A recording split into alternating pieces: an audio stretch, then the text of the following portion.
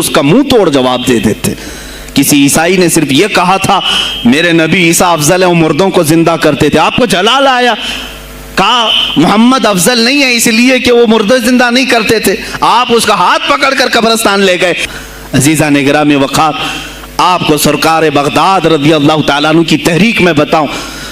ترکی سے نکلنے والی خلافت عثمانیہ غوث اعظم کی پیدا کی ہوئی تحریک تھی. اتنا ہی نہیں، آپ کے آخری زمانے میں سرکار خواجہ غریب نواز معین الدین چشتی رضی اللہ تعالیٰ عنہ کی ملاقات بغداد میں ہوئی. معین الدین اجمیری رضی اللہ تعالیٰ عنہ کی ملاقات ہوئی.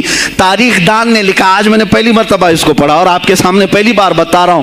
سرکار بغداد اور حضرت خواجہ غریب نواز کی ملاقات کے بارے میں بہت سارے باتیں چلتی ہیں کتابوں میں بھی. میں نے اپنے مرشد سے بھی پوچھا تھا. بہرحال ایک کتاب سے مجھے آج یہ بات ملی کہ سلطان الاولیاء غوث پاک نے حضرت خواجہ غریب نواز کو کیا وصیت کی تھی، کیا کہہ کر کے بھیجا تھا. ان کے پاس غوث پاک نے، غریب نواز نے بہت ساری انعامات، اوراد، وظائف، طرق، اجازات سب حاصل کیے، لیکن ہندوستان جب آئے کیا کیا انہوں نے؟ یہ بھی بتایا گیا کہ غوث پاک کی یہ تحریک تھی. کیا؟ سلطان الہند سرکار غریب نواز نے شہاب الدین غوری کو بلا کر کے ہندوستان میں پرچم اسلام لہرانے کا حکم دیا تھا.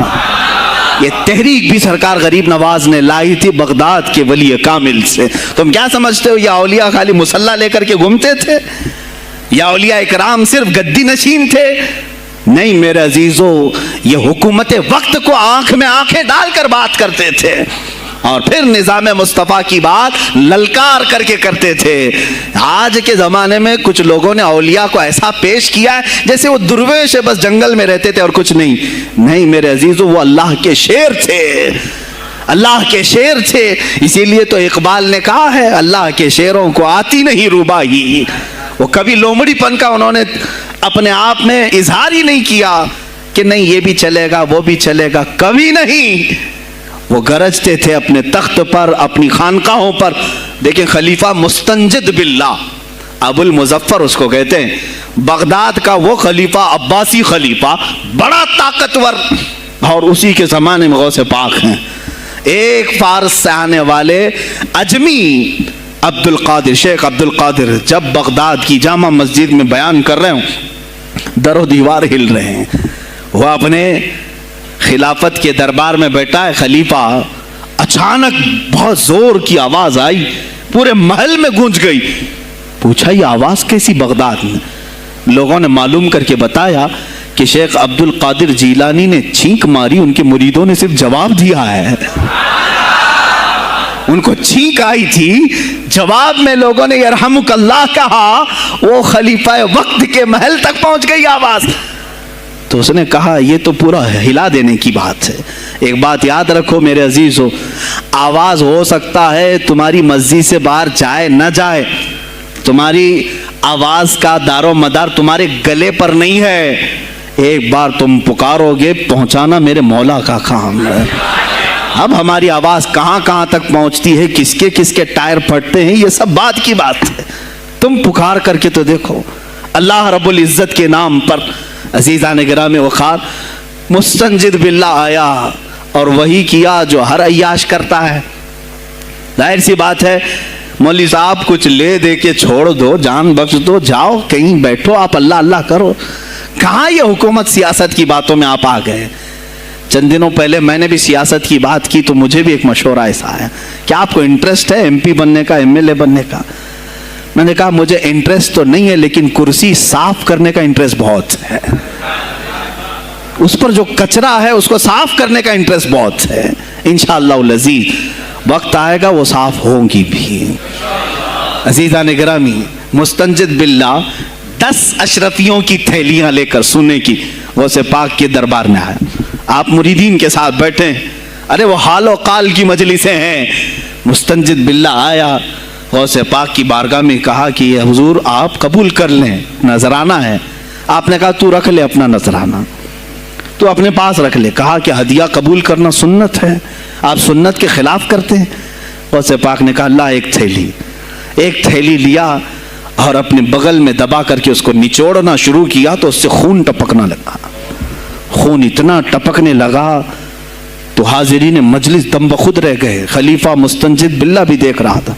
غوث پاک نے فرمایا ابھی تو یہ ایک تھیلی ہے, میں 10 کو نچوڑوں گا تو یہ خون تیرے دربار تک پہنچ جائے گا, تیرے دربار تک پہنچ جائے گا.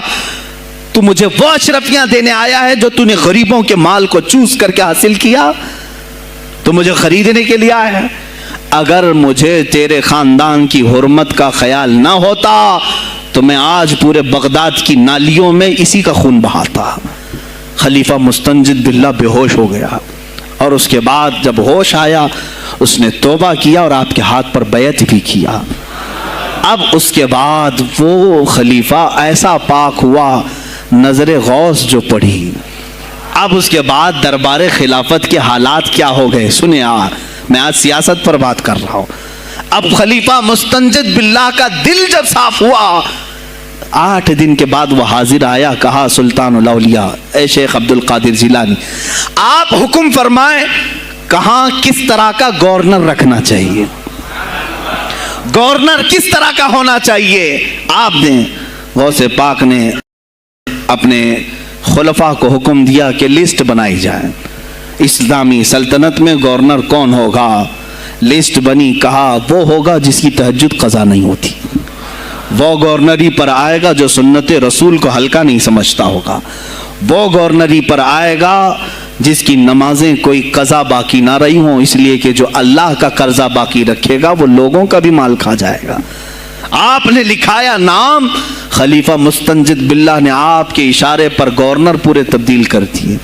ہر جگہ پر ایسے لوگوں کو رکھا جو سرکار غوث پاک کے یا تو مرید تھے یا خلیفہ تھے یا شاگرد تھے, اور ان کے دلوں میں اللہ کا خوف تھا, اور وہ پورے بغداد اور آس پاس کی سلطنتوں کو سنبھالے ہوئے تھے. ایک وقت ایسا آیا کہ وہی چند سال پہلے جو بغداد نشے میں ڈوبا ہوا تھا, 10 سالوں کے بعد لوگ کہنے لگے کہ آج بغداد ایسا لگ رہا ہے جیسے عمر بن خطاب کا زمانہ آ گیا ہو, عمر بن خطاب کا زمانہ آیا ہو. تم نے تو غوث پاک کی 11ویں کھائی ہے نا, اصلاح حکومت ان سے نہیں سیکھا. وہ آئے تھے نظام تبدیل کرنے کے لیے. آج میں علماء سے بھی یہی کہوں گا, تم حق بات تو پہنچاؤ قوم تک. آج حالات ایسے ہیں میرے عزیزوں, ڈر اور خوف ان کے سینوں پر طاری ہوا. کس بات سے ڈرتے ہو؟ کیا تم نے اللہ کی ذات پر ایمان نہیں لائے؟ یہ نہیں کہتے ہو موت و حیات اللہ کے ہاتھ ہے, رزق اللہ کے ہاتھ ہے, پھر ڈرتے حکومت وقت سے کیوں؟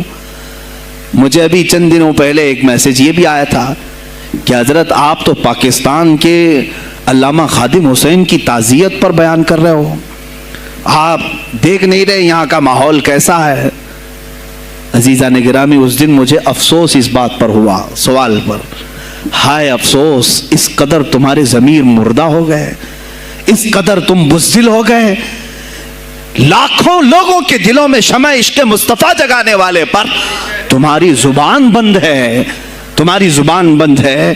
میں نے صرف ایک جملہ کہا, کوئی فرق نہیں پڑتا, میں اس ملک میں رہ رہا ہوں جہاں کا پرائم منسٹر ایک سور خبیث فرانس کے صدر کے لیے ٹویٹ کر سکتا ہے, تو میں پڑوسی ملک کی کسی عاشق رسول کی تعزیت کیوں نہیں کر سکتا؟ کیوں نہیں تعزیت کر سکتا؟ اگر ہندوستان کی تخت پر بیٹھنے والے کو فرانس کے صدر سے کوئی دلی عشق ہے, محبت ہے, تم اس کی معشوقہ ہو یا محبوبہ ہو, مجھے فرق نہیں پڑتا, لیکن اتنا ضرور ہے عاشق رسول مشرق میں ہو, شمال میں ہو, جنوب میں ہو, مغرب میں ہو, جب اس کی روح جائے گی تو ہماری بھی روح تڑپے گی. ہماری ڈور بندھی ہوئی ہے مدینۃ الرسول سے. میرے آقا صلی اللہ علیہ وسلم کی جو بات کرے گا وہ پھر کسی بھی ملک کا باشندہ ہو. تم کہتے ہو تعزیت کے لیے, ارے میرے عزیز, اگر میں سامنے ہوتا تو اس کے قدموں کی خاک میں اپنے امامے پر رکھتا.